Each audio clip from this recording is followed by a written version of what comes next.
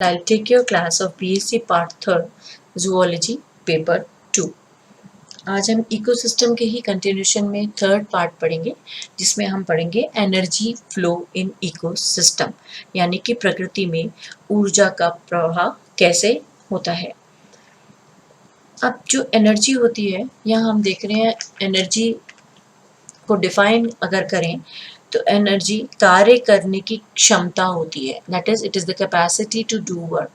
और ये एनर्जी दो फॉर्म्स में पाई जाती है, एक होती है पोटेंशियल एनर्जी और दूसरी होती है काइनेटिक एनर्जी।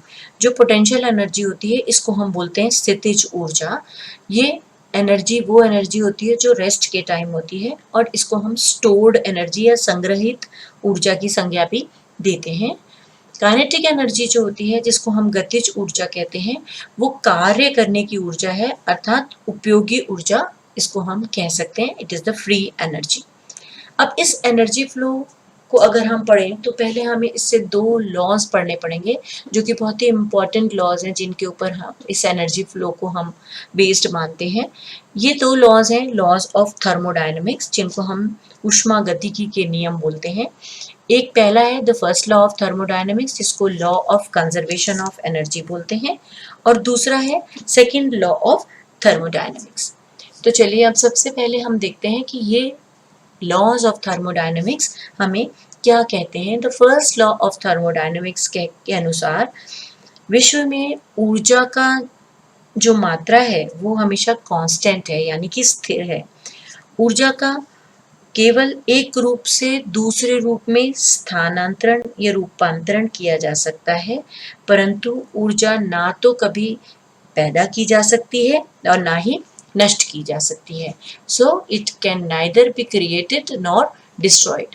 जैसे light energy can be neither created, ना ही उसको डिस्ट्रॉय करा जा सकता है, जैसे कि वो एटमॉस्फेयर में पास ऑन होती है। अगर हम लकड़ी को कहीं जलाते हैं तो गतिज ऊर्जा निर्मुक्त होती है, और जलने से पहले ये निर्मुक्त गतिज ऊर्जा की मात्रा विभव ऊर्जा में के बराबर होती है, जो पहले से ही वहां पे विद्यमान होती है। सेकेंड लॉ ऑफ थर्मोडायनेमिक जो है वो ये कहता है कि नॉन रैंडम एनर्जी, ये मैकेनिकल, केमिकल, रेडिएंट एनर्जी, वो चेंज नहीं की जा सकती without some degradation into heat energy. यानी कि जब ऊर्जा स्थानांतरित होती है तब ऊर्जा का कुछ भाग ऐसा रूप धारण कर लेता है जो आगे किसी भी रूप में नहीं बदल सकता। तो इसका मतलब क्या हुआ कि संबंधित ऊर्जा रूपांतरण के प्रक्रम में ऊर्जा का धीरे धीरे कमी होती चली जाती है। इस तरह से जो we can say after transformation the capacity of energy to perform work is decreased, यानी कि उसमें कमी होती चली जाती है। इसलिए जो एनर्जी फ्लो है वो हायर से लोअर लेवल की तरफ होता है। अब आते हैं कि एनर्जी फ्लो इकोसिस्टम में किस किस तरह से हम समझा सकते हैं। लिविंग ऑर्गेनिज्म में एनर्जी को दो फॉर्म्स में हम यूज कर सकते हैं। कई सारे फॉर्म्स में हम उनको सेवरल फॉर्म्स में यूज करते हैं, but can be grouped under only one of two sub headings. First sub heading is radiant energy and the other one is known as fixed energy. जो रेडिएंट एनर्जी होती है वो electromagnetic waves के form में होती है, जैसे कि लाइट के रूप में, और फिक्स्ड एनर्जी है वो पोटेंशियल केमिकल एनर्जी है, जो कि अलग अलग ऑर्गेनिक सब्सटेंसेस के साथ बाउंड होती है, जो टूटने पर एनर्जी रिलीज करेंगे, और that released energy content is given out. Now जब लाइट एनर्जी ग्रीन प्लांट्स पे आती है तो इसका कुछ भाग ट्रांसफॉर्म हो जाता है केमिकल एनर्जी में, जो कि विभिन्न ऑर्गेनिक प्रोडक्ट्स के रूप में प्लांट्स के अंदर, पौधों के अंदर संचित रहता है। जब हर्बीवोर्स जो होते हैं वो प्लांट्स को खाते हैं फूड की तरह, तो ये केमिकल एनर्जी जो एक्यूमुलेटेड थी वो कन्वर्ट हो जाती है प्लांट प्रोडक्ट्स में और काइनेटिक एनर्जी में। डिग्रेडेशन हो जाता है एनर्जी का, जिससे कि वो कन्वर्जन हो जाता है हीट में। अब जब हर्बीवोर्स इन कार्निवोर्स के द्वारा खाए जाते हैं, यानी कि जब कार्निवोर्स हर्बीवोर्स को खाते हैं फर्स्ट ऑर्डर या सेकेंडरी कंज्यूमर्स में, फिर वापस एनर्जी का कमी आती है, डिग्रेडेशन होता है। इसी तरह से जब प्राइमरी कार्निवोर्स को टॉप कार्निवोर्स खाते हैं तो फिर कुछ भाग एनर्जी का कम हो जाता है, यानी कि उसका ह्रास हो जाता है। अब हम इस तरह से भी कह सकते हैं ये जो एनर्जी है ये जीवन को चलाती है, और ये जो साइकिल है ऊर्जा की, जो चक्र चला आ रहा है, ये बेस्ड है फ्लो ऑफ एनर्जी पे, जो flow of energy different trophic levels में एक परितंत्र में, इकोसिस्टम में देखी जा सकती है, जो अभी हमने पहले वाली क्लास में ट्रॉफिक लेवल्स के बारे में पढ़ा था। फर्स्ट ट्रॉफिक लेवल में जो प्राइमरी प्रोड्यूसर्स हैं ये सोलर एनर्जी को यूज करते हैं ताकि ऑर्गेनिक मटेरियल प्रोड्यूस कर सकें, और ये यूज करते हैं फोटोसिंथेसिस के द्वारा। ये जो हर्बीवोर्स हैं जिनको हमने प्राइमरी कंज्यूमर्स कहा, ये सेकंड ट्रॉफिक लेवल में आएंगे। ये इस प्लांट को फूड के रूप में खाएंगे और ये फूड इनको एनर्जी प्रोवाइड करेगा। लार्ज पार्ट इसका जो इन्होंने खाया उसकी एनर्जी है वो यूज्ड अप हो जाएगी इसके मेटाबॉलिक एक्टिविटीज के लिए, इसके मेटाबॉलिक फंक्शंस के लिए, इस एनिमल की, जैसे कि ब्रीदिंग के लिए, खाने को डाइजेस्ट करने के लिए, टिश्यूज की सपोर्टिंग ग्रोथ के लिए, और ब्लड सर्कुलेशन और बॉडी टेम्परेचर को मेंटेन करने के लिए।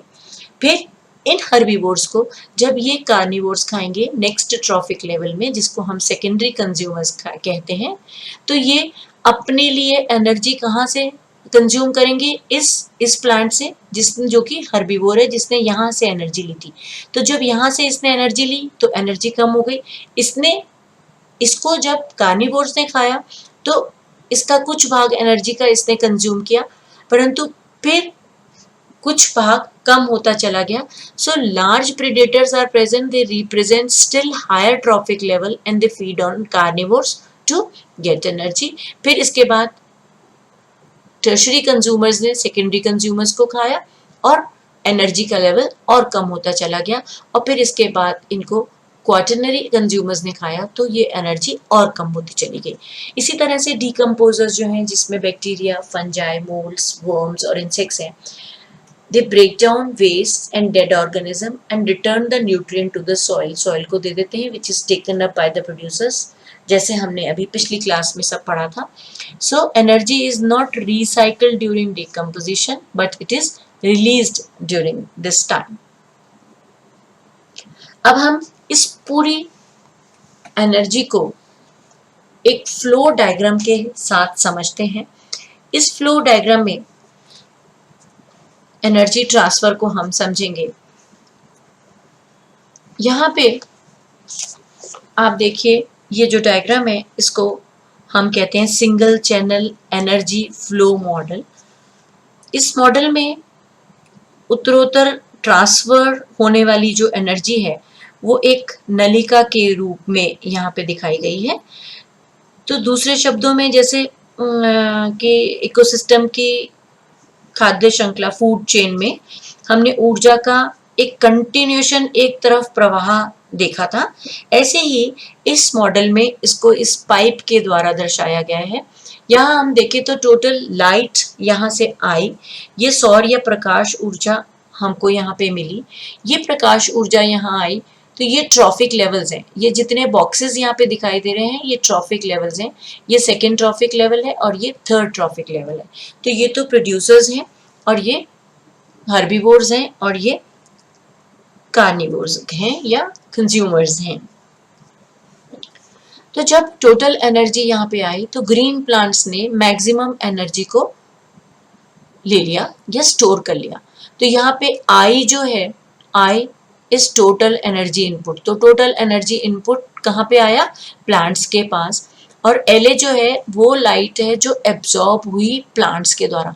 इतना सारा अमाउंट लाइट का था, परंतु ये इतना भाग इन प्लांट्स के द्वारा कंज्यूम हो गया या एब्जॉर्ब हो गया। जब ये यहाँ पे एब्जॉर्ब हो गया तो ये प्राइमरी ग्रॉस प्रोडक्शन हो गया, दैट इज पीजी, जिससे हमने डिनोट किया। ये पीजी से फिर हमने कहा ये पाइप के द्वारा हम रिप्रेजेंट कर रहे हैं। यहाँ पे ये जो पाइप्स हैं ये हमको रिप्रेजेंट कर रहे हैं एनर्जी फ्लो। तो यानी कि जब ये एनर्जी प्लांट्स ने ली और फिर ये एनर्जी आगे प्रोड्यूसर्स की से हर्बीवोर्स की तरफ जाती है, तो ये एनर्जी का पाइप इस कंपैरेटिवली छोटा हो गया। यहाँ से ये छोटा था और यहाँ से ये और छोटा हो गया और ये फिर और छोटा होता चला गया। ए टोटल एसिमुलेशन है, जितनी जमा हुई एनर्जी, और फिर ये प्रोडक्शन के आगे काम में आ गई पीएनएन नेट प्राइमरी प्रोडक्शन। इस नेट प्राइमरी प्रोडक्शन का जो हुआ, जो यहाँ पे एसिमुलेट हुई, उसके बाद कुछ हीट के रूप में बाहर चली गई, कुछ श्वसन के द्वारा बाहर निकल गई। बाकी की जो एनर्जी थी वो नेट प्राइमरी प्रोडक्शन था। ये जो नेट प्राइमरी प्रोडक्शन है ये हर्बीवोर्स को अवेलेबल है एनर्जी के रूप में। अब ये जब हर्बीवोर्स के पास आया तो फिर हर्बीवोर्स में भी कुछ एनर्जी का अमाउंट ऐसा होगा जो यूज नहीं होगा, यानी कि नॉट यूटिलाइज्ड एनर्जी है, it is been not used, so उसको हमने एन यू से डिनोट किया और ये एनर्जी बाहर चली गई। और इस पीएन में यानी कि प्राइमरी नेट प्रोडक्शन से और आगे गए तो इसमें फिर इनपुट हुआ टोटल एनर्जी का। आगे जाके फिर ये कुछ एनर्जी एसिमुलेट हो गई, जमा हो गई, कुछ रेस्पिरेशन में काम आ गई और कुछ ऐसी थी जो एसिमुलेटेड नहीं हुई, यानी कि it is not assimilated by the consumers, तो ये बाहर निकल गई। फिर आगे जाके देखा तो हमने ये पाइप का और साइज छोटा होता चला गया, यानी कि जितनी मात्रा में यहाँ एनर्जी ली थी वो यहाँ कम हुई, इसके बाद हर्बीवोर्स में और कम मात्रा में गई और उसके बाद कार्निवोर्स तक जाते जाते ये और कम हो गई।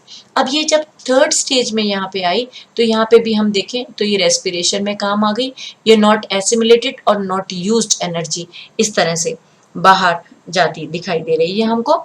और ये जो बॉक्सेस हैं यहाँ पे, ये biomass of the standing crop of organism functioning at trophic level को इंडिकेट करते हैं, यानी कि ये ट्रॉफिक लेवल्स हमें बताते हैं।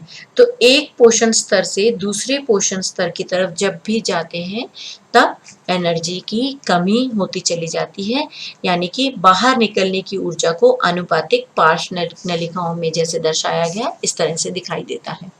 So this is the relative size of block suggests the quantity of energy flowing through each pipe. This pipe is for the producers, then for the herbivores, and this is for the carnivores.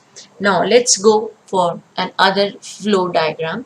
ये जो flow diagram है ये एक और flow diagram है जिसको हम universal model कहते हैं। ये जो यूनिवर्सल मॉडल है ये 1983 में ईपी ओडम ने बताया था और इसे यूनिवर्सल इसलिए कहा जाता है क्योंकि इसे एक ही जीव यानी कि पादप, सूक्ष्म जीव या जंतु पर लागू किया जा सकता है और एक पॉपुलेशन या कम्युनिटी या ट्रॉफिक लेवल पर भी हम इसको लागू कर सकते हैं। नाउ जब हम इसको देखते हैं तो यहाँ पे टोटल एनर्जी इनपुट इंडिकेट होता है आई से। ये टोटल एनर्जी इंडिकेट हुई, इनपुट और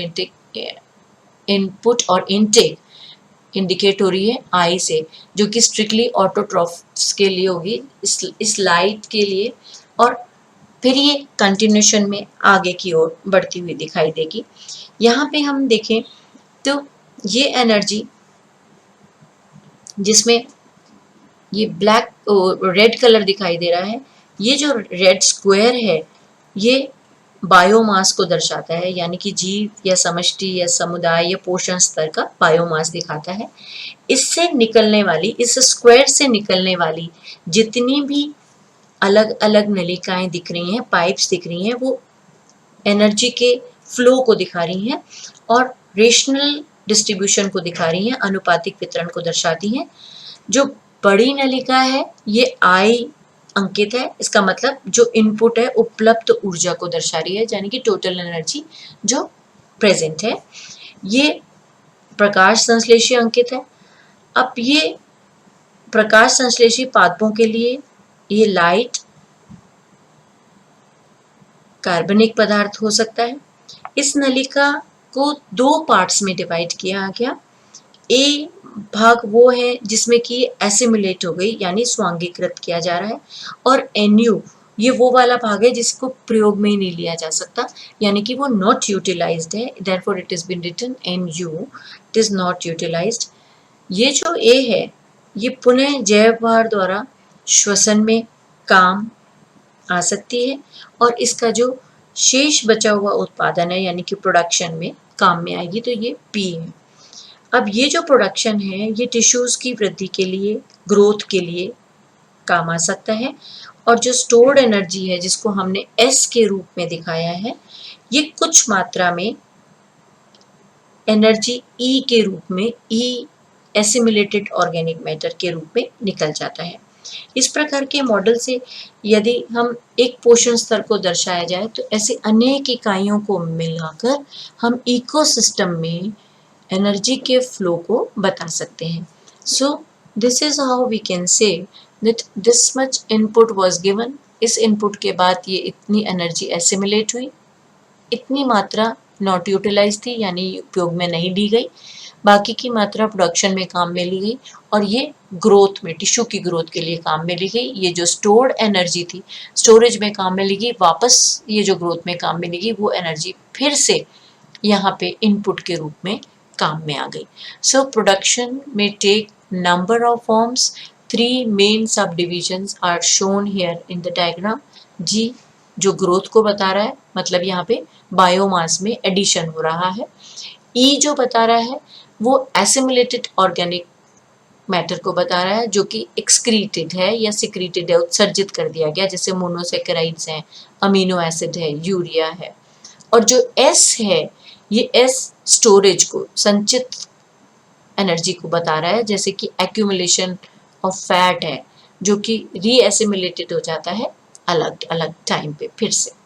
तो दिस इज हाउ हम कैसे एनर्जी को, एनर्जी के प्रवाह को, एनर्जी के फ्लो को किसी भी इकोसिस्टम में बता सकते हैं। That's all about this class. Thank you.